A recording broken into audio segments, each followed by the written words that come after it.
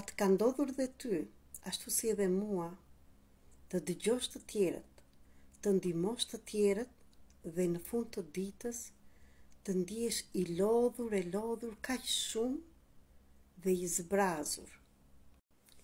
Jep kaq shumë dashuri, dëgjon të tjerët, hallet, bëhesh copë që të arrish të ndihmosh të tjerët dhe në fund të ditës asnjë nuk është aty pranë tek ty të thotë vetëm një fjalë.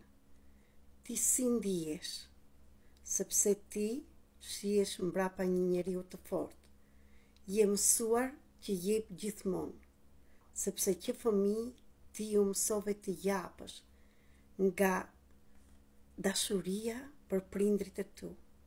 Donjë ti shikoj një të lumtur, nënën tënde, babain tënd, ndihesh i dobishëm kur ti ndihmon të tjerët, ashtu si edhe fëmijë.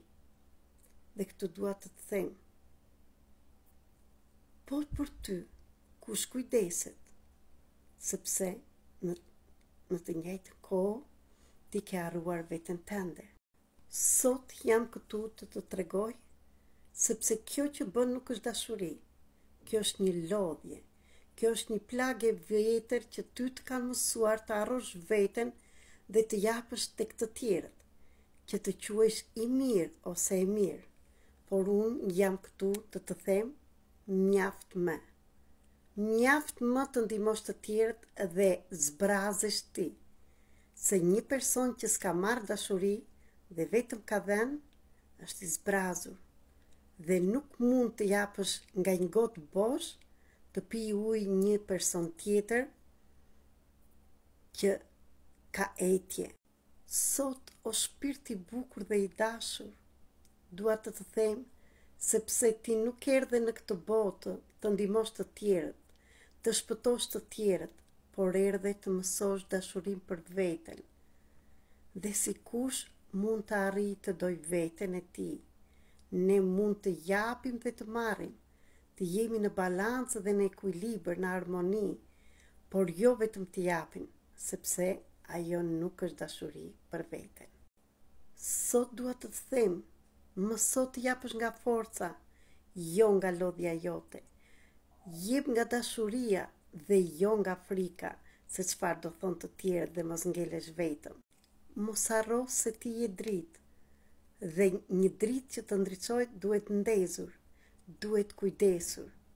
Në qoftë se dhe ti që më shikon dhe më dëgjon në këto momente, je në atë fazë që vetëm jep dhe nuk merr, por je lodhur dhe ke nevojë të mësosh rrugën që të vish tek vetja, unë jam këtu të tregoj me përvojën time dhe metodat e ndryshme si mund ta bësh.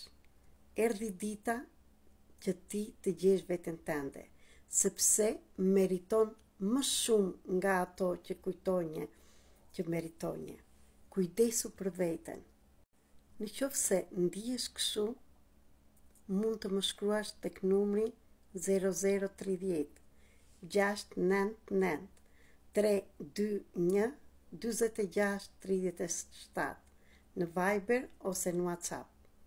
Dhe në qoftë se dëshiron, ke miqë dhe shok që janë në të njëjtën vend, në të njëjtën pozicion si dhe ti, shpërndaj këtë video dhe në njerëz të tjerë. Jemi këtu për të ndihmuar njëri tjetrin. Më shkruani për të mbyllur një takim privat, ose çdo të mërkurë bashkohen me grupin tonë në Viber ose në WhatsApp, ndërmjet platformës Zoom që bëjmë terapi në grup falas. Ju falenderoj dhe ju uroj të jeni mirë.